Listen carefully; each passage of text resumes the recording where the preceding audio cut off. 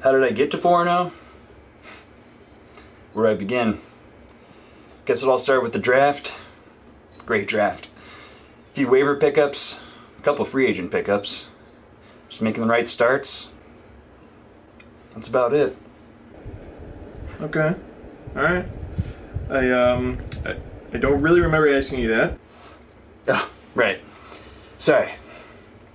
Just being undefeated 4 weeks in, I know everyone's looking up to me. And if it's not in a role model sense, it's in a literal sense when they look at the standings. Tyler, would you like to talk about something else besides fantasy football, maybe? Like what?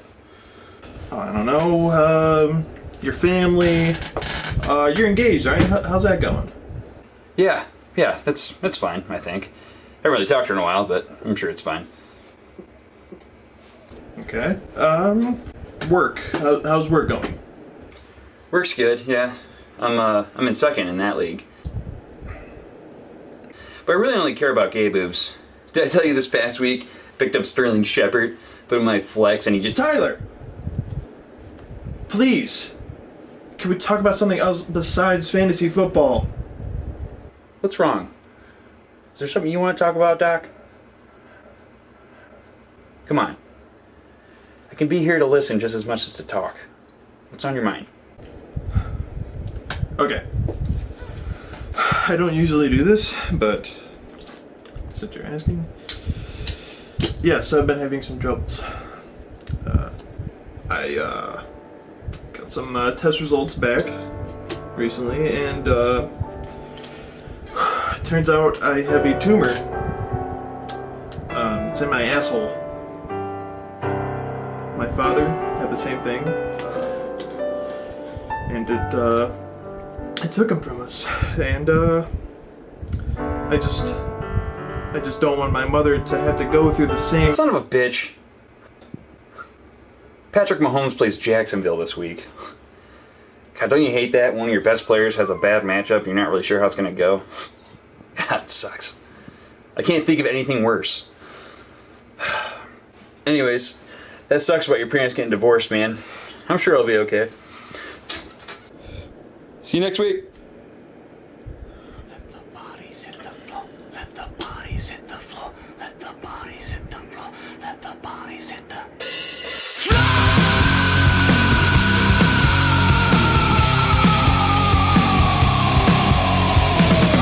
Something's got to give. 2, something's got to give. 3, something's got to give. Now, let the bodies hit the floor. Let the bodies hit the floor. Let the bodies hit the floor. Hey gay boobs! Welcome to the Cheeky Analysis. We are 4 weeks into our 2018 season, and you know it, I know it, the Cheeky Bastards are 4-0. In case you were curious, in the 9 years of Gay Boobs history, we've had 7 people start off 4-0. We had Shua in 2011, 2012, our beloved and dearly missed Mr. F, 2013, Papa, 2014, Craig, somehow, 2015, Papa again, 2016, JT, and 2018, the Cheeky Bastards. Now, we all know, of course, the latest year being the most impressive, as everyone has another year under their belt, they're more experienced, it's more challenging, so I'm way more impressive. All but one of those 4-0 starts went on to make the playoffs, with 2 of them winning it all. Now, it would be a much sexier stat if I could say everyone that's ever started 4-0 in Gay Boobs went to the playoffs. But, thanks to JT, one of those 4-0 starts missed the playoffs with a 7-7 record. Yeah. Now I'm clearly going to try to make this go as long as I can. There have been a few 5-0 starts. In fact, the record for undefeated streak is 9-0, which was accomplished by Shua back in 2011. Now Shua, I don't know if that season counts statistically to everyone in this league. We know how some seasons of Gay Boobs don't count when you're analyzing things, but you'll have to run that by the league. Nevertheless, I got your record in my crosshairs, Shua, and I won't get my hopes up too high yet, but my chances are better than all of yours. I do have quite the challenging schedule ahead in the next few weeks, having to play what some have called the Gauntlet, which includes Shua and Fro. And that's it. Yes, it's just Shua and Fro because when you arrange the standings in points for, Shua and Fro are the only 2 teams ahead of me, so that may be challenging. Now, there are some rumors that JT should have been in that Gauntlet apparently, but I don't know, looking at the standings, I see him in 6th, but if I do organized it by points for, he's in 6th. So I'm not really sure why he'd be in the gauntlet and Logan or Phil wouldn't be. JT, buddy, I'm just looking at stats. JT has no respect for the Cheeky Bastards and probably never will. Putting things in the chat this week such as regression coming in the W department for Ty. He'd be 2-2 with just about any other schedule. Don't believe the hype. Let me check the just about any other standings. Oh wait, those don't exist. He also put absolutely no chance he goes 3-0 in that stretch to lock it up. That stretch he's talking about, of course, being my next 3 games of Shua, JT, and Fro. Ooh, I was already hoping to keep this win streak going, but now that he said those things, please.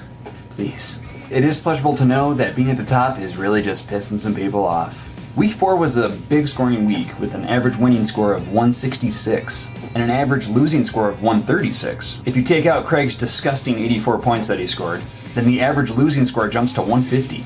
So, pretty crazy week. Well, another week did pass with Logan having a pulse, therefore, another trade happened. This is already Logan's 3rd trade this year, and he's having a real pattern of rape, get raped, rape going on with his trades. Logan traded away Corey Davis, Aaron Jones, and Carlos Hyde. He traded them to Craig in exchange for Chris Carson and Odell Beckham.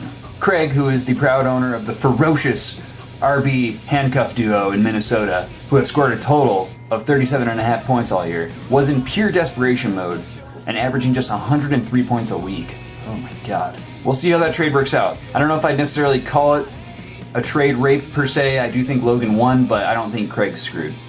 His team is still a complete, wet, soggy, gross ass, though. Our new guy Phil made his presence known in week 4, and especially made it known to Pat, who was on the receiving end of a big old cock slap to the face when Phil put up 195 points on him. And that's not even the most painful part, which is that Pat put up 173, the 3rd highest score in week 4.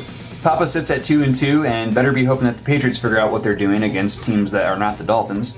Fro, my bro Fro, dropped off the undefeated train, left me here all by myself, but still flaunts a very intimidating team. I don't think you're in trouble at all, Fro.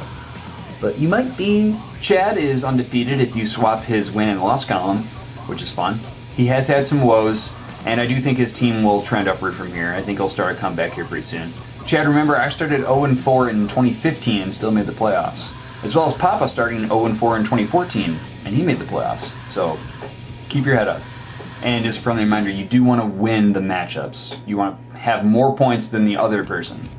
So, just, yeah. Well, I need to go prep for my Week 5 matchup against Shua, which I am not taking lightly. He's got a very good team, and it should be a good matchup. I hope it's a good matchup, and I hope I win. I'm sure every single one of you is going to be rooting against me this week. That's fine. It'll just make it that much sweeter if the streak continues. Until next time, see you later, gay boobs. Let the bodies hit the floor.